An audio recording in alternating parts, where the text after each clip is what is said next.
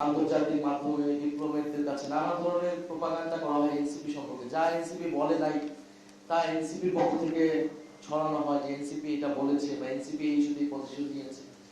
কিন্তু বেশিরভাগ ক্ষেত্রে আমরা দেখেছি যে বাংলাদেশের মিডিয়া থেকে শুরু করে বিভিন্ন জায়গায় এনসিপি আসলে কি চায়, আসলে কি বলেছে, বিভিন্ন ক্ষেত্রে কি পজিশন নিয়েছে, হয়তো বিচ্ছিন্নভাবে একজন নেতা দুইজন নেতা পজিশন, কিন্তু এনসিপির আনুষ্ঠানিক অফিসিয়াল পজিশন সেটা বিভিন্ন সময় অবজ্ঞা করা হয়েছে বা কষ্ট করে এটা আসলে বোঝার চেষ্টা করে নেই অনেক। এই বইটা পড়লে অ্যাটলিস্ট এনসিপি বিভিন্ন ইস্যুতে তার অবস্থানগুলো কি ছিল এবং যতগুলো ইস্যু এসেছিল সেই সময় সেই সবগুলো ইস্যুকে কিন্তু এনসিপি সেই সময় অ্যাড্রেস করেছে, জাতীয় নাগরিক কমিটি সেই সময় অ্যাড্রেস করেছে, কর্মসূচি দিয়েছে। সংস্কার বা সাংবিধানিক সংস্কার ইস্যুতে এনসিপির যে দৃঢ় অবস্থান সেটার কথা এখানে আছে। ঐক্যমত কমিশন এবং তার বাইরেও এনসিপি সেই বিষয়ে কথা বলেছে। ফলে এবং সেটার পরিপ্রেক্ষিতে কিন্তু পরবর্তীতে গণভোট গণরায় হয়েছে, নির্বাচন হয়েছে। বাংলাদেশের রাজনৈতিক দলগুলোর ইতিহাস নিয়ে খুব বেশি লেখাজোখা হয় না। আমাদের একটা রাজনৈতিক দলের ইতিহাস পারতপক্ষে আসলে সেই দেশের রাজনীতির ইতিহাসেরই একটা অংশ। রাজনৈতিক দলের ইতিহাস বেড়ে ওঠা সেইটা বুঝলে রাজনীতি কোন দিকে যাচ্ছে সেই সম্পর্ক একটা আজ পাওয়া যায়।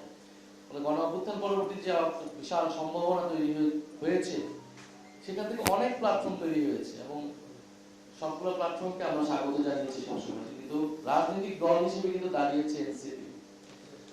এটার মূল কয়েকটা কারণ। একটা হচ্ছে গণ অভ্যুত্থানের যে মূল নেতৃত্বটা সেই নেতৃত্ব আসলে এনসিপিতেই বেশিরভাগ এসেছে, বড় অংশটা এসেছে এনসিপিতে। আর দ্বিতীয়ত হচ্ছে গণ অভ্যুত্থান পরবর্তী যে রাজনীতি, যে সংস্কারের রাজনীতিটা, শুধু ক্ষমতা পরিবর্তনের রাজনীতিটা না, সেই রাজনীতিটা সংস্কার এবং বিচারের রাজনীতি এনসিপি ধরতে পেরেছিল, এনসিপি করেছে। তারপরে এনসিপি আমাদের জায়গা থেকে আমাদের অনেক ভুল ত্রুটি সীমাবদ্ধতা ছিল, সেটা আমরা সবসময় বলেছি। নির্বাচন আমাদের একটা বড় অভিজ্ঞতা, জুলাই পদযাত্রা আমাদের একটা বড় অভিজ্ঞতা। এই অভিজ্ঞতা নিয়ে আলাদা আলাদা বই হওয়া সম্ভব, লিটারেচার হওয়া সম্ভব। এবং আমি দেখেছি যে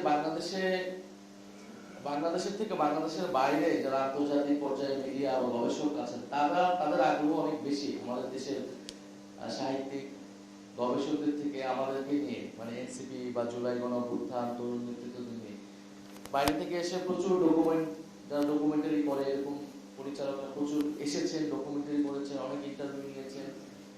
তো আমার আহ্বান থাকবে, অনুরোধ থাকবে যে যারা দেশে কাজ করছেন, যদি এনসিপি কে নিয়ে ধরনের লেখাজোখা বের হয়, এটা আমাদের একটা রিফ্লেকশন হয় যে আমরা আসলে কোথায় ভুল ত্রুটি করতেছি বা আমরা কিসের মধ্যে দিয়ে গিয়েছি।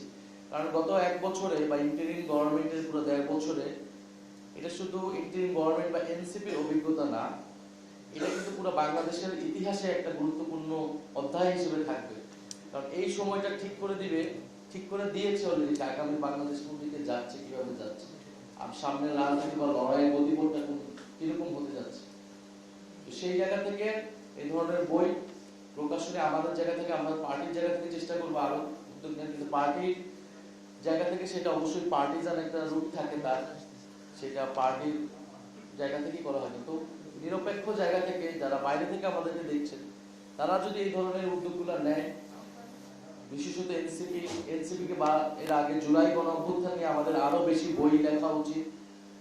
গান, শিল্প, সাহিত্য, সংস্কৃতি এগুলোর মাধ্যমে কিন্তু জুলাই গণ অভ্যুত্থানের স্মৃতি বেঁচে থাকবে, ইতিহাসটাকে আসবে। কোনো গণ অভ্যুত্থানের কিন্তু কোনো ইতিহাস এখনো আসেনি। এর আগে আমাদের আসিফ মাহমুদ একটা বই লিখেছেন, এছাড়া অনেক বই বের হয়েছে গতবারে, কিন্তু গণ অভ্যুত্থান নিয়ে এই সময়টা আর একটু সময় গেলে হয়তো আমরা বুঝতে পারবো গণ অভ্যুত্থান আসলে কি হয়েছিল এবং কিভাবে পরবর্তী ঘটনা কিভাবে কি গিয়েছে। ফলে গণ অভ্যুত্থান নিয়েও প্রচুর পরিমাণে গবেষণা হওয়া প্রয়োজন, বই লেখালেখি প্রয়োজন এবং এটা নিরপেক্ষভাবে হওয়া প্রয়োজন, কোনো দলীয় দৃষ্টিকোণ থেকে না। এই কারণে আমরা চাই যে একটা নিরপেক্ষ জায়গা থেকে যারা কাজগুলো করেন তাদেরকে আমরা উৎসাহিত করতে চাই এই বিষয়ে। আপনারা এই বিষয়ে লেখালেখি করুন।